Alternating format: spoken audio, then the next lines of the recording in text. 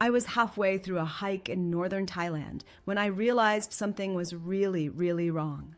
At first, I thought it was just dehydration or maybe something I ate. Those mango sticky rice stalls are kinda irresistible, and yeah, hygiene standards can be creative. But then I started sweating, shaking, and my legs just gave out under me. I remember sitting in the shade of this massive banyan tree, trying to catch my breath, while my friend kept saying, "Dude, your face is gray." That's when I knew it wasn't something I could just sleep off. We were 5 days into a 3-week backpacking trip, Thailand, Laos, and Vietnam. It was supposed to be my big reset, you know? I'd quit my job a month before, ended a long, honestly overdue relationship, and this trip was gonna be my clean slate. And now I was curled up in the back of a tuk-tuk, trying not to throw up, on the way to a tiny local clinic in Chiang Mai. Spoiler, things escalated fast. The doctors were kind, but they were also blunt. Dengue fever.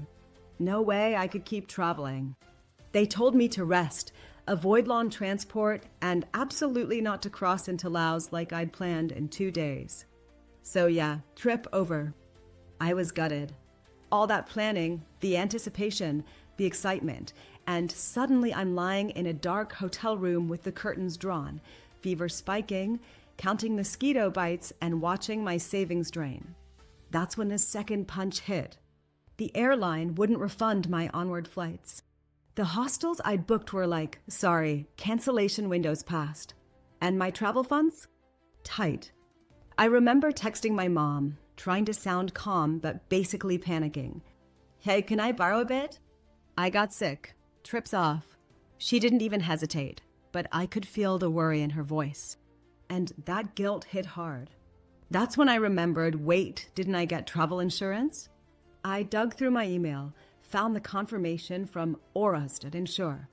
Honestly, I hadn't thought much about it when I bought it. It was cheap, took like 5 minutes, and I'd mainly done it because someone on Reddit said never travel without insurance unless you're made of money. Best random advice I ever took. I filed a claim right there in that hotel bed, feverish and woozy. Didn't expect much, if I'm honest. But within a few days, they covered the rest of my hotel stay while I recovered. Reimbursed my flights. Even helped me book an earlier flight home when the fever broke, but I was too weak to keep going. And this one detail stuck with me. They had a real person reach out to check if I needed help finding an English-speaking doctor. It wasn't just forms and bots. There's something weirdly comforting about that when you're sick and alone halfway across the world. That whole experience flipped something in me. I used to think insurance was like a scam, or at least something you'd only need if you were really unlucky. But now I see it more like a seatbelt. You hope you never need it. But when you do, man, you're glad it's there. So yeah, if you're planning a trip, even just a quick one, my honest advice, don't skip the insurance. And if you want what I used, just look up Insure. I'll drop the link below if you need it. It's simple, fast, and it honestly saved me from a total nightmare. Not sponsored, just real talk. Travel's unpredictable, and sometimes your trip of a lifetime needs a little backup.